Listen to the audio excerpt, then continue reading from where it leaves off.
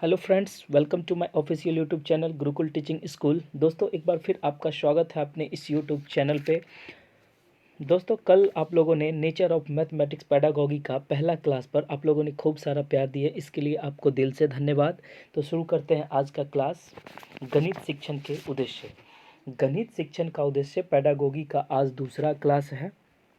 Pedagogy का आज दूसरा क्लास है। तो दोस्तों देखिए, अब इसमें गणित शिक्षण के उद्देश्य, गणित शिक्षण के कुछ उद्देश्य दिए गए हैं जो एनसीएफ 2005 के राष्ट्रीय पाठ्यचर्या रूपरेखा 2000 एनसीएफ 2005 के अनुसार। एनसीएफ का फुल फॉर्म होता है नेशनल कैरिकुलम फ्रेमवर्क, जिसको कि हिंदी में बोलते हैं राष्ट्रीय पाठ्यचर्या की रूपरेखा। तो 2005 के अनुसार क्या क्या है तो देखते हैं दोस्तों। तो इसके निम्नलिखित उद्देश्य दिए गए हैं। जैसे सबसे फर्स्ट में आता है कि बच्चों की विचार प्रक्रिया का गणितीकरण। कहने का मतलब है कि बच्चे क्या सोचते हैं, किस पे चीज़ पे डिपेंड रहते हैं, क्या करते हैं, उसका क्या होता है, गणित के साथ उसको जोड़ दिया जाता है। उसके बाद दूसरा में है कि बच्चे गणित में आनंद लेना सीखे। हम क्लास में ऐसा टॉपिक बताए जिससे बच्चे गणित में आनंद लेना सीखे, मतलब उनको रुचि आए पढ़ने में। तो उसके बाद तीसरा है क्या, गणितीय तकनीकी का कहाँ और कैसे उपयोग किया जाए, इसके बारे में हम बच्चों को बताएंगे, तब बच्चे प्रभावशाली गणित सीखेंगे।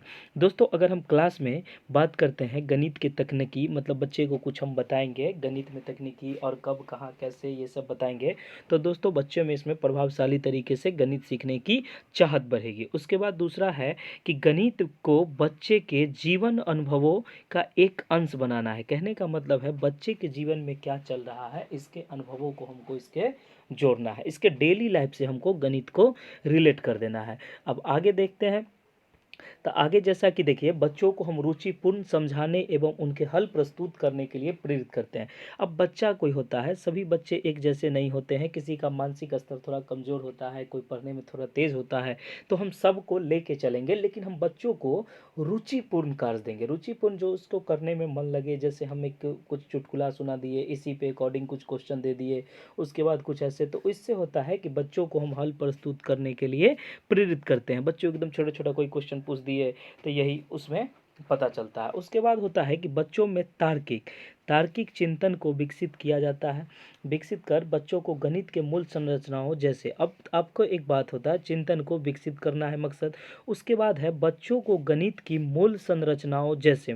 अब पूछा जाएगा कि बच्चों की या गणित की मूल संरचनाएं क्या क्या है।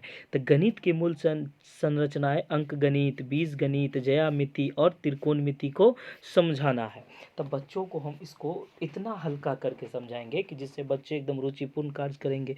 उसके बाद होगा बच्चों का रुचिपूर्ण समस्या बनाने एवं उनके हल प्रस्तुत करने के लिए हम उनको प्रेरित करेंगे। डांट डपट ज़्यादा नहीं करेंगे, बच्चे को एकदम प्रेरित करेंगे कि आप ये करो, थोड़ा गलत भी हो जाए तो हम उसको समझाएंगे, ना कि उसको डांट डपट करेंगे। उसके बाद तीसरा होता है क्या, अच्छा और संकीर्ण उद्देश्य। हम गणित के लिए कुछ अच्छा और संकीर्ण उद्देश्य होता है। क्या होता है, इस उद्देश्य के अंतर्गत रोजगार योग्य ऐसे वयस्कों का निर्माण करना है जो सामाजिक और आर्थिक विकास में योगदान दे सके। कहने का मतलब अच्छा और संकीर्ण उद्देश्य का मतलब होगा बच्चे को सिर्फ पढ़ाना ही नहीं, उनको ऐसा बना देना कि वो भविष्य में कोई रोजगार का निर्माण कर सके, कुछ बना सके, इसी तरह से सामाजिक और आर्थिक विकास में योगदान दे सके। ठीक है। उसके बाद होता है कि यह संख्यानात्मक संक्रिया जैसे मापन, क्या है, मेजरमेंट, भिन्न, फ्रैक्शन, प्रतिशत, अनुपात से संबंधित होता है। अतः गणित के सीमित उसके बाद गणित का सीमित लक्ष्य है लाभ पर क्षमताओं का विकास। अगर बच्चे गणित में अच्छे से पढ़ लेंगे तो वो आगे चल के मेजरमेंट, मतलब समझिए ना, सिविल इंजीनियर जैसे बनते हैं। उसके बाद फ्रैक्शन, भिन्न, प्रतिशत, किसी चीज़ का मतलब ऑडिट करना, ये वो जो आता है वो हमको बच्चे को एकदम पूर्ण रूप से विकसित करना इसका मकसद है। ठीक है। अब नेक्स्ट आगे क्या है, सो देखिए आगे है कि हाई, जैसे इसमें दिया हुआ क्या है कि गणितीय संचार उसमें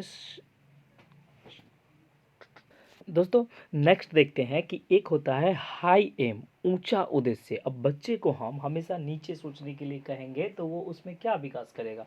तो बच्चे का उद्देश्य क्या होना चाहिए, ऊंचा होना चाहिए। इस उद्देश्य के अंतर्गत बढ़ते बच्चों के आंतरिक संस्थाओं का विकास करना है। जैसे बच्चों में चिंतन का विकास करना है ताकि वह अमूर्त विचारों के साथ साथ काम कर सके। अब यहाँ दोस्तों आता है कि अमूर्त विचार क्या होता है, अमूर्त किसको बोलते हैं। तो अमूर्त होता है कि ज्ञान पर आधारित चिंतन। क्या होता है, ज्ञान पर आधारित चिंतन। इसमें बच्चा अपनी बुद्धि और कल्पना शक्ति का उपयोग करता है और इससे अपने विचारों के साथ काम करके आगे बढ़ता है। ठीक है, उसके बाद नेक्स्ट बढ़ते हैं आगे हम।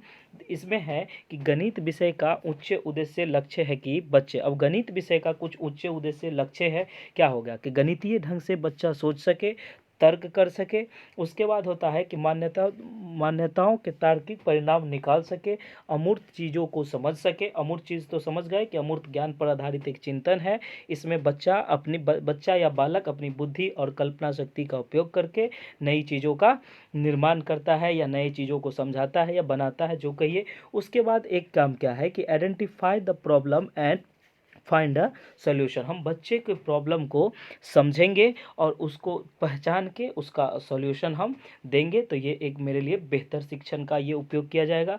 दोस्तों अब आगे देखिए, आज का टॉपिक यही ख़त्म है और नेक्स्ट ये है कि नेक्स्ट वीडियो जो अगला होगा वो होगा NCF 2005 के अनुसार प्राथमिक स्तर पर गणितीय शिक्षण के कुछ उद्देश्य होते हैं, उनको मैं कल डिटेल से समझाऊंगा।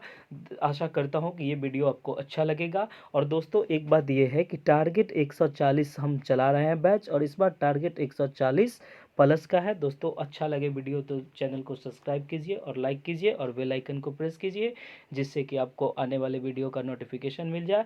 और दोस्तों अपने दोस्तों के बीच शेयर करें। तो दोस्तों एक यहाँ दिया गया है थाउट ऑफ द डे। तो क्या कहते हैं कि दुनिया में सफलताओं के दरवाजे सिर्फ उन्हीं के लिए खुलते हैं जिनमें उन दरवाजाओं को खटखटाने की हिम्मत होती है। जब आप कुछ करिएगा तभी आपका आगे का रास्ता खुलेगा। ऐसे बैठे बैठे रहने से कुछ नहीं होगा। तो दोस्तों मिलते हैं नेक्स्ट वीडियो में। Thank you so much.